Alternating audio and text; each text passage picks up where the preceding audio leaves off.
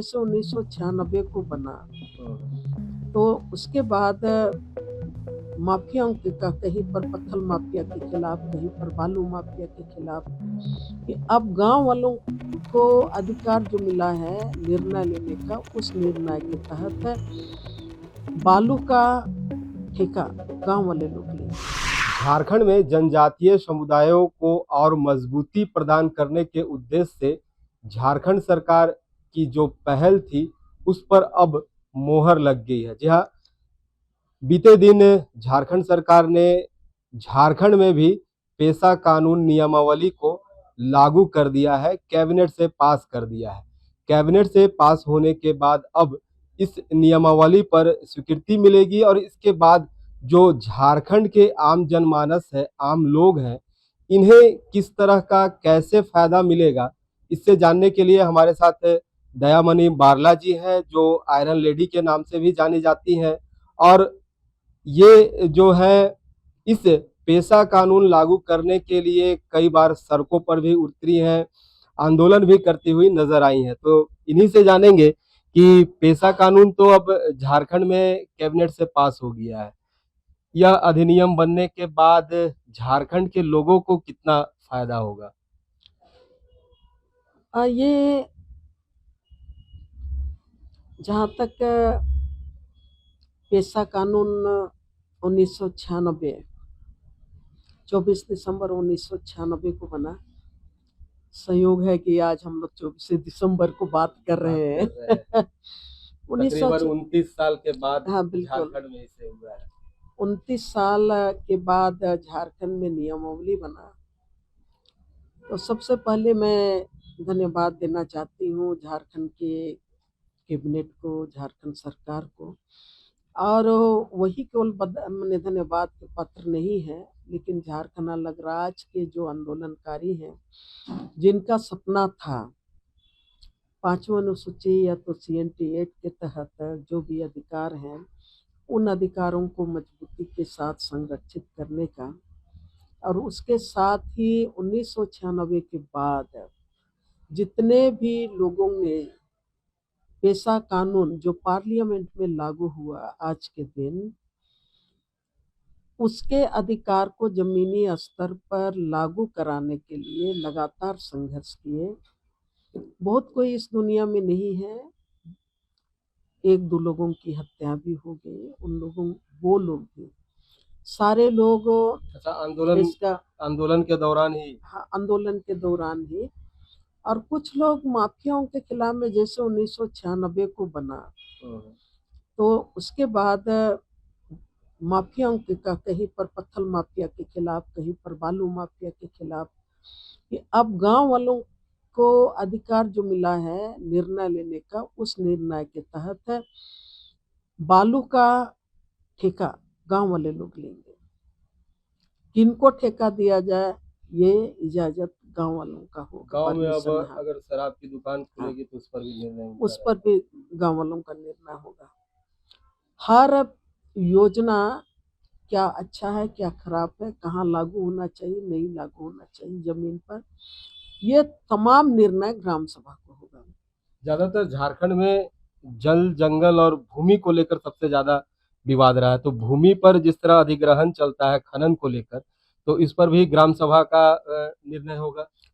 निश्चित रूप से 1996 के बाद सरकार आंतरिक रूप से तो मानती है, इसलिए कि कहीं पर भी कोई भी मैंने सरकार की तरफ से, एक तरफ पब्लिक आंदोलन कर रही है कि पेशा कानून में हमको यह अधिकार है, ग्राम सभा को अधिकार दिया गया है कि हम जमीन दें या ना दें, कौन सा प्रोजेक्ट यहाँ पर लागू किया जाए, नहीं किया जाए, इसका निर्णय हम लेंगे।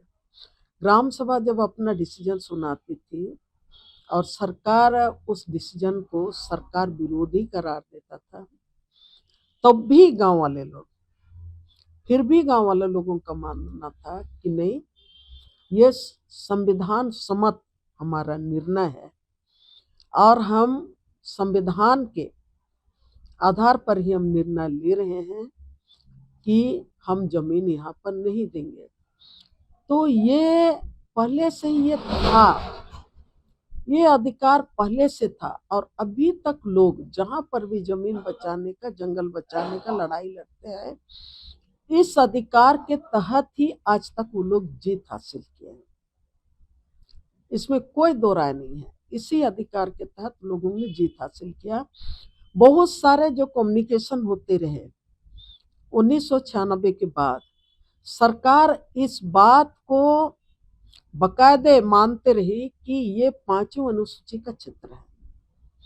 अपना कई रिपोर्ट में, कई कम्युनिकेशन जो चिट्ठियां होती हैं, उसमें जिसके साथ भी कम्युनिकेट किया है, उसमें ये स्पष्ट शब्दों में लिखा गया है कि ये पांचों अनुसूची का क्षेत्र है। तो आज जब नियमावली बना, नियमावली बनने के बाद निश्चित रूप से ग्राम सभा और मजबूत होगा। स्थानीय स्तर पर कोई भी योजना, कौन सा योजना यहाँ के लिए सुटेबल है, कौन सा योजना किसके द्वारा काम कराया जाए, कौन सा योजना किस तरह से संचालित किया जाए, वो उसमें पूरी तरह से ग्राम सभा की भागीदारी रहेगी, उनकी सहमति रहेगी। कि ग्राम सभा को पूरा मिल जाएगा तो जिस तरह पंचायती जो चुनाव होते हैं मुखिया का होता है, तो ये समाप्त हो जाएगा, ये लागू रहेगा? शुरू से इसका झगड़ा डायरेक्ट और मैंने परोक्ष अपरोक्ष दोनों रूप में रहा है। बौद्धिक रूप में भी रहा है, अभी भी चल रहा है। देश के कई राज्यों में जब पंचायत चुनाव हुआ तो लगातार यहाँ पर 30 साल तक, 35 साल तक पंचायत चुनाव नहीं हो पाया था। मैंने झारखंड में भी पंचायती राज चुनाव कराने की कोशिश की जा रही थी और अच्छी तरह याद है मुझको 2006 में यहाँ पंचायती राज चुनाव कराने के लिए अधिसूचना भी जारी हुआ था।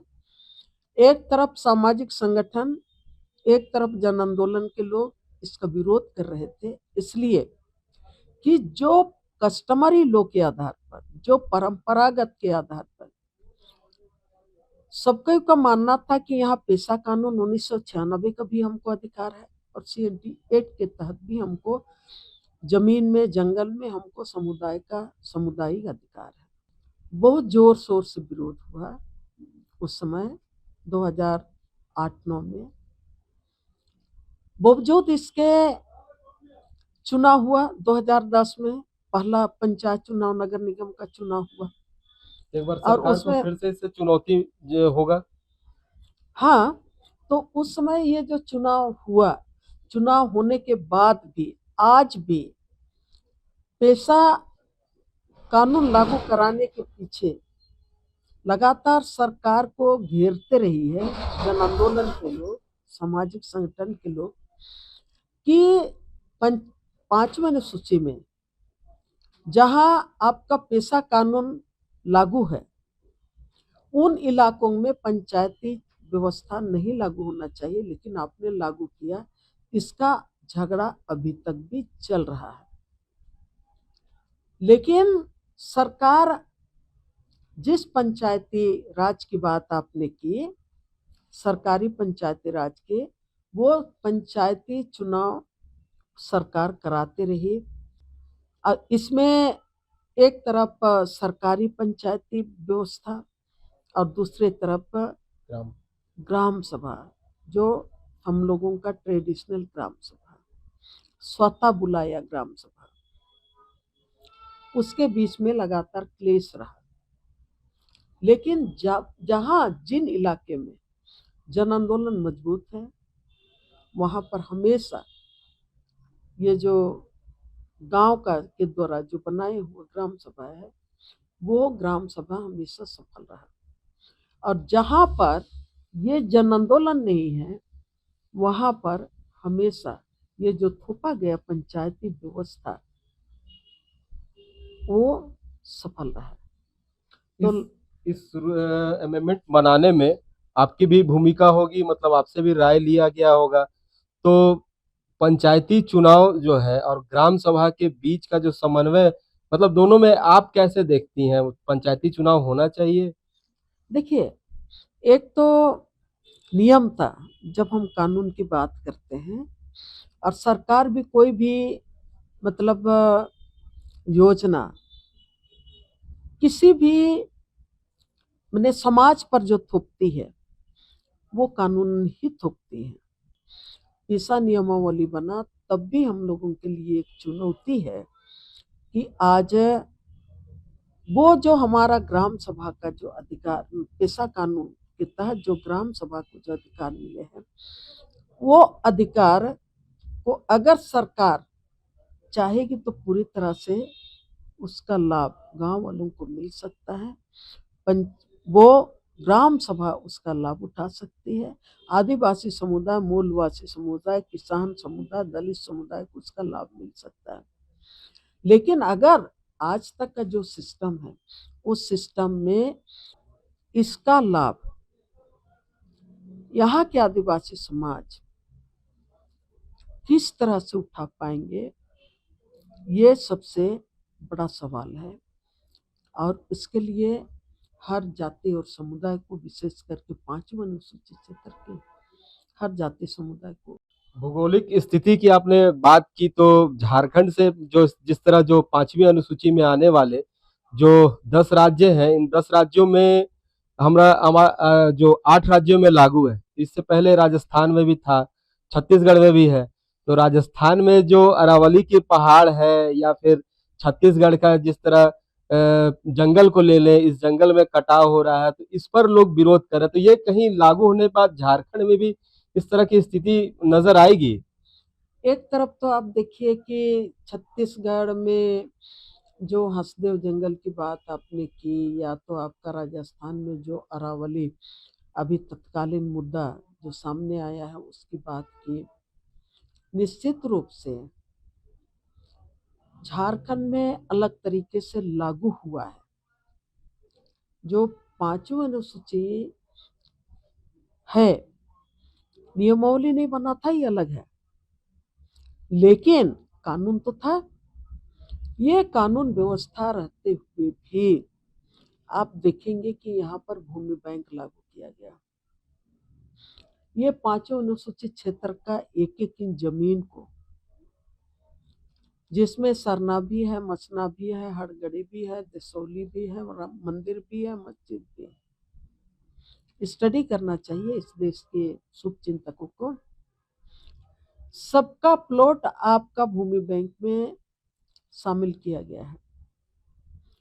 और जंगल, घर मजरू, आम घर मजरू, खास जमीन का भी भूमि बैंक में शामिल है।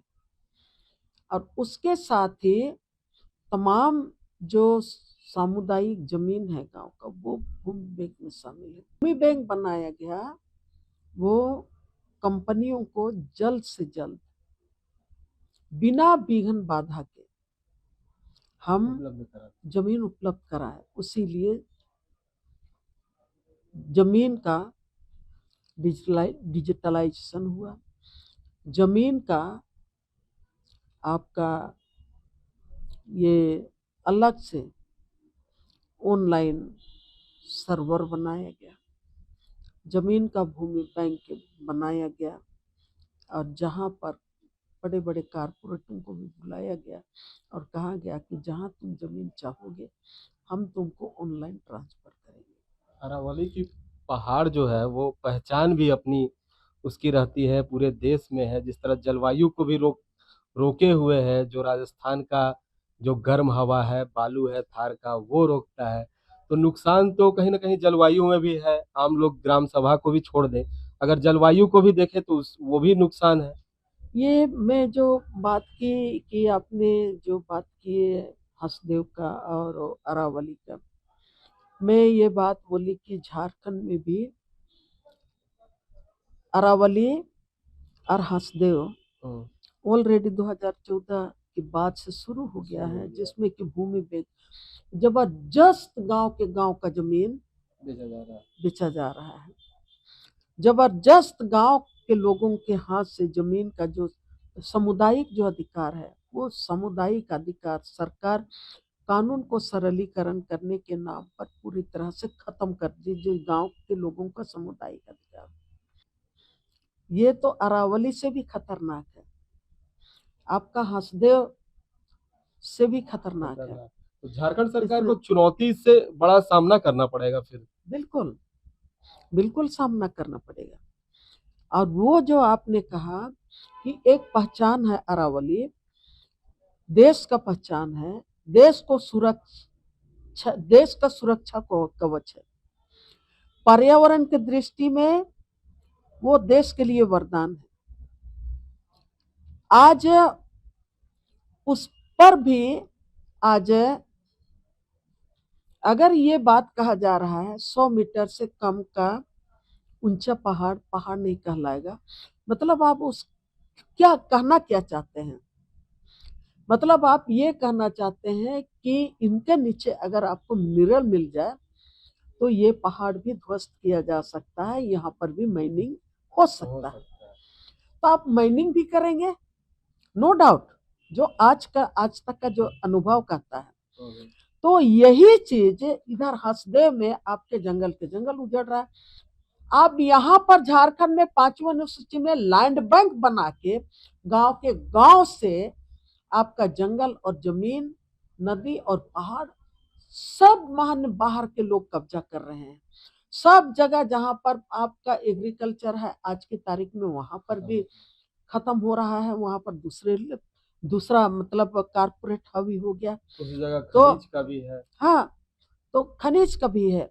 तो ये जो सभी पेशा वाले राज्यों में केंद्र की सरकार अलग अलग योजनाओं के तहत में अलग अलग तरीके से 5वीं अनुसूची के अधिकार को पेशा कानून में जो गांव वालों को जो अधिकार दिया है उसको खत्म करने का काम कर रहा है। और निश्चित रूप से आज जब अरावली का बात आ रहा है तो मन में बहुत बड़ा बड़ा आशंका पैदा होने लगा है, इसलिए कि जब हम लोग बोलते हैं कि देश का रक्षा सुरक्षा अरावली पहाड़ से सुनिश्चित होता है। एक तरफ पहचान भी है अरावली, सुरक्षा भी है। आज वही खतरे में राज्य सरकार पेशा नियमावली बना रही है, केंद्र की सरकार डिजिटल प्रोग्राम चला के ऑनलाइन मतलब land bank single window system से जिनको चाह रही है उनके लिए जमीन खरीदने के लिए, बिक्री करने के लिए रास्ता खोल दी है। तमाम जो बाहर की शक्तियों को, अडानी अंबानी को घुसाने के लिए वो रास्ता खोल दिया। तब मेरा एक ही ये है, पेशा नियमावली को राजनीति से ऊपर उठ के जो सत्ता में जो हमारे सरकार है, जो सत्ता पक्ष से जो कैबिनेट में मंजूरी दी गई है वो, और विपक्ष में भी, सत्ता और विपक्ष मिलके ही विधानसभा बना है, दोनों के लिए विधानसभा है और दोनों में विधानसभा में दोनों की मान्यता है। तो अब दोनों को एक मत होके ये 5वीं अनुसूची का जो अधिकार है वो अधिकार झारखंडी उनको मिले और उस अधिकार के तहत झारखंड के लोगों को अधिकार का अधिकार संरक्षित हो, ये उसका पहल सत्ता और विपक्ष दोनों को करना पड़ेगा, केंद्र सरकार और राज्य सरकार को भी करना पड़ेगा। नहीं तो फिर हम लोग जैसे लोग लड़ेंगे कि हमारा ग्राम सभा को ये अधिकार है और आप आर्celormittal को ला के बैठाइएगा और जब हम लोग वहां पर बैठेंगे, हम पर विरोध करेंगे तो आप बोलेंगे कि नहीं ये लोग तो देशद्रोह हैं, इनको जेल में बंद कर दो। ऐसा नहीं चलेगा, जनता लड़ेगी। और एक चीज मैं कहना चाहती हूँ, पेशा कानून सिर्फ आदिवासी समाज के लिए नहीं है, पूरे झारखंडी समाज के लिए है। सभी को इससे फायदा होगा, गांव के जो भी लोग हैं सब कोई को। आप मुझको बताइए ना, बहुत हैरान होती हूँ और विशेष करके पढ़े लिखे लोग मतलब इसको गुमराह करते हैं। बोलते हैं पेशा कानून CNT एक्ट तो सिर्फ आदिवासियों का है, कोई कहता है कि नहीं पेशा कानून में सिर्फ आदिवासियों को लाभ मिलेगा। लेकिन मैं ये कहना चाहती हूँ, पेशा कानून में कहता है कि एक के 5वां अनुसूचित क्षेत्र का पूरे राजस्व गांव के भीतर जितना भी गिट्टी है, मिट्टी है, बालू है, कंकड़ है, पत्थर है, जितना भी आपका वाटर बॉडीज है, जल स्रोत है, सब पर गांव का सामुदायिक अधिकार है। और कोई गांव झारखंड में आप खोज लीजिए, बहुत कम ऐसे गांव हैं जहां पर मूलवासी नहीं है। सब गांव में जहां पर उरांव है, मुंडा है, खड़िया है, वो है, संथाल है, वहाँ तुरी भी है, लोहरा भी है, डोम भी है, चमार भी है, सहू भी है, बनिया भी है, वहां पर आपका अल्पसंख्यक भी है, वहां पर कुर्मी भी है, महतो भी है। मतलब ग्राम सभा में सभी से राय लेके ही हाँ, तो जब नदी का जो शुरुआत है, जब स्वर्ण रेखा नदी का लोग बात करते हैं, स्वर्ण रेखा नदी का उद्गम स्थल तो आपका नगरी में है, और वो नदी बहते बहते कहाँ कहाँ जा रही है? क्या उसका एक मालिक है? क्या एक आदिवासी समाज उसका मालिक है? और उसका लाभ क्या एक ही समाज को मिल रहा है? नहीं। नदी का उद्गम नगरी के एक जगह से हो रहा है, तो उसका सिंचित किसानों का जमीन का सिंचाई, और तो बोलिए जो छोटे छोटे जो उद्योगपति हैं उनको भी तो वही से पानी वही से मिल रहा है। किसानों का खेती का मैंने खेत को उसी से मिल रहा है, सारे लोग तो वही से लाभ उठा रहे हैं। तो भाई पेशा कानून कहाँ आदिवासियों के लिए केवल है? ये जो भ्रम फैलाया जाता है, उससे थोड़ा नहीं पूरा ऊपर उठना पड़ेगा।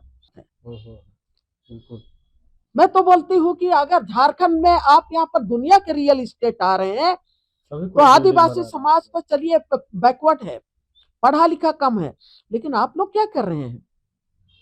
तो अभी तो पेशा कानून के तहत आपको मिला है ना भाई अधिकार।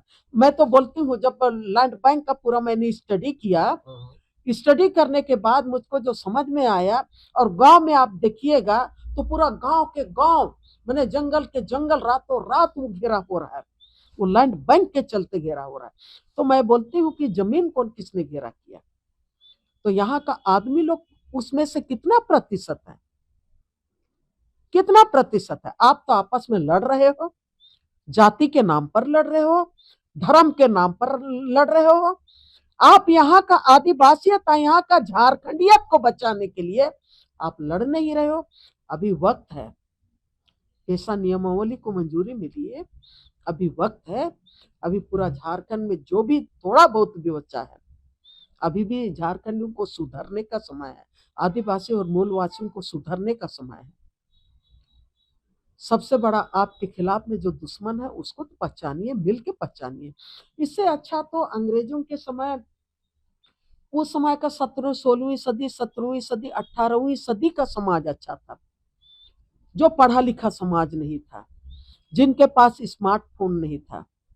हाँ, फिर भी तो अंग्रेजों के खिलाफ लड़ा, अंग्रेजों का दमन को लड़ाई लड़ा। देखने को मिलना चाहिए इस पर। बिल्कुल, इसीलिए मैं बोल रही हूँ, वो एकजुटता दिखना चाहिए अपने समाज के प्रति, अपने राजहित में प्रति। आप यहाँ पर अड्डानी आ गए, यहाँ पर माले माल हो रहा है, यहाँ के लोग क्यों मिलके जमीन कोयला खदान नहीं चला रहे? यहाँ तो मिनरल्स केवल है। आइए, अभी तो आपको मिल गया है, अभी 5वां अनुसूची में आपको मिल गया है ना कोयला। आप खदान चलाइए, बालू घाट आप चलाइए।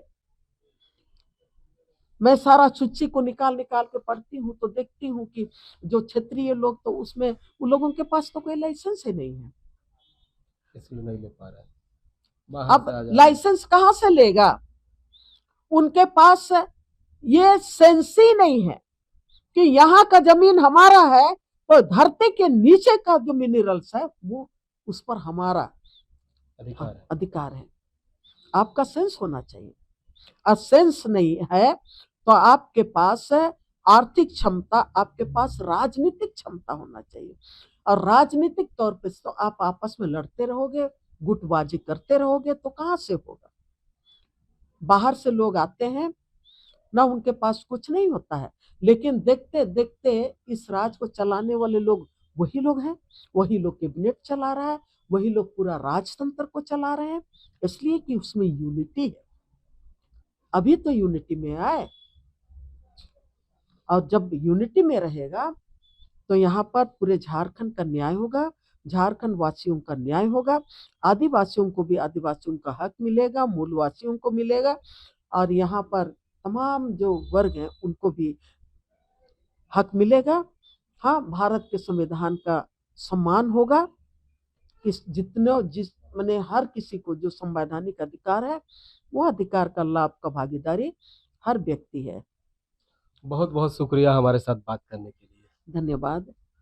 ये थे दयामणि बारला जी, जिन्होंने पेशा कानून से जुड़े हुए तमाम जो उससे ऊंच नीच आने वाली जो परेशानी है या उससे क्या फायदा होगा, इन तमाम चीजों को लेकर हमारे साथ बात की। और इस दौरान उन्होंने सरकार को, विपक्ष को और गांव के लोगों को भी कई सुझाव भी दे डाला है। फिलहाल इस खबर के लिए मुझे दीजिए इजाजत। रांची से CNN के लिए जयंत कुमार। अगर आपको हमारा ये वीडियो अच्छा लगा तो इसे लाइक करें, शेयर करें और हाँ, सब्सक्राइब करना ना भूलें।